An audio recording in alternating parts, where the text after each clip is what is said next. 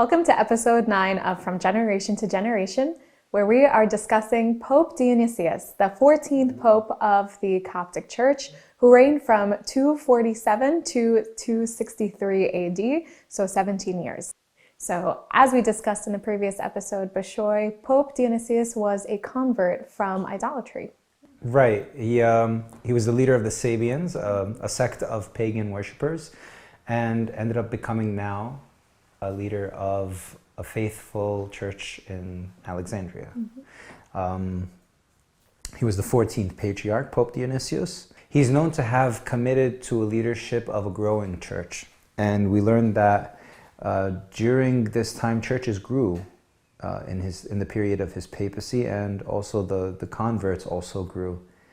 He had, I guess, the zeal to convert just as he was converted, and we could see that the faithful grew and multiplied in the same manner that he was able to join and be a part of the body of the church when he converted. There was a lot of really positive, open discourse in the church at the time, people talking openly about theology and the study of Christ in general.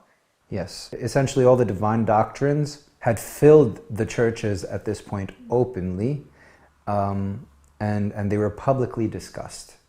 It wasn't, secretly discussed in a sense where, some churches in some locations in Alexandria's church's realm in Egypt as a whole can be discussed in one location differently than another type of theology expressed and discussed differently in another location.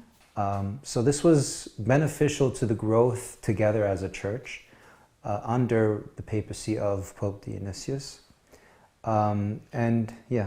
But as with every pope, there is always a heresy when there's open discourse about the doctrines, right? A type of resistance, here we see a type of heresy with an Arabian culture that is surrounding also Egypt at the time. And they present a type of thought that the soul dies with the body, and it will rise again with the body on the day of resurrection, which the church doesn't believe, and they rejected this thought. Unfortunately, yet again, we see the rise of persecution during the time of Pope Dionysius in the See of St. Mark.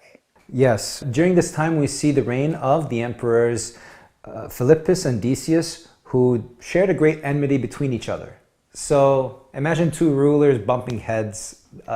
It's not to the benefit of the culture or the nations that they rule over. And when this took place, Philippus inflicted persecution on the church. All right, and soon after, these riots were quieted in Philippus's section of reign, and the reign of Philippus was mild relatively. And when it was replaced by the reign of Decius, he inaugurated one of the most ferocious waves of Christian persecutions, worse than Philippus and his persecution on the Christians, because Philippus only, persecuted them, as the history books tell us, on a mild scale. Dionysius played a very important role in documenting the history of the martyrs that died during the reign of Emperors Philippus and Decius. When he, in these letters, he wrote about all the martyrs, and he sent it to the bishop, the patriarch of Antioch. Right, and his letters were very effective, and we could read a section or a segment of it where he ended up saying, "I, Dionysius, have made known all the trials that surrounded us and what we've endured and encountered. All those persons mentioned merited the kingdom by their sufferings for the name of the Lord Christ. God showed forth their virtues in this world and in the next. They have a great reward."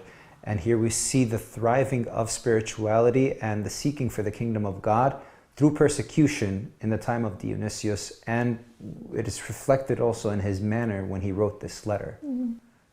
It's nice to see that when he wrote down the history of what happened during this time, Emperor Decius, in response to Dionysius, when he was persecuting the children of the church, he was then given the order to slay Dionysius, and Dionysius was then martyred and persecuted, just as the same as the martyrs. Finally, then, after the reign of Emperor Decius, we have Emperor Gallus.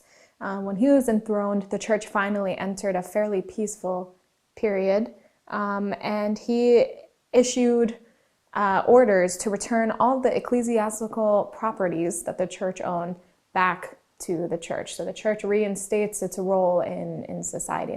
It was a type of redemption for Christians, because Gallus wasn't completely in a state of helping the Christians, where he was similar to an example of Constantine, for example, but nonetheless he did push back on the type of persecution that Decius had persecuted the church in, to slay and to behead a leader of the church like Dionysius. You could say that it was somewhat related to his pagan conversion, because this is what the emperors at the time believed in, pagan worship, and seeing now that the leader of the church, whom they believed may have been a resistance to the faiths and the beliefs of pagan worship, was a convert, it seemed as if it could be related to the reason why they felt to take that type of approach of beheading the leader of the church, Dionysius, because they felt like it was a threat to see somebody that was carrying out this example. And we see that he was such a good example to the point that he brought many pagan worshippers over to the faith, so they felt like it was just for him to be martyred this way. We as, of course, children of this church wouldn't believe the same, but this is what's going on in this point in time in history. Pope Dionysius did have many, many disciples, and we will see that in the coming episodes about Pope Dionysius. And we thank you for joining us once again for From Generation to Generation.